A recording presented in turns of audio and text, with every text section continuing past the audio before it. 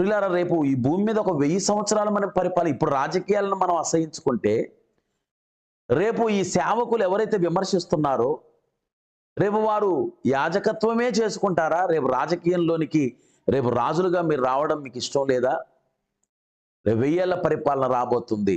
ఇప్పటి నుండి నువ్వు నేర్చుకుంటేనే, దాని ఆకలింపు చేసుకుంటేనే, ఆ సత్యాన్ని నువ్వు జీర్ణించుకుంటేనే రేపు నువ్వు ప్రభువైన యేసుక్రీస్తు వారు అక్షరార్థంగా ఆయన మరి మహిమ దేహముతో ఆయన ఈ భూమి మీద పరిపాలిస్తున్నప్పుడు రాజుగా రాణిగా మనం ఉంటాం.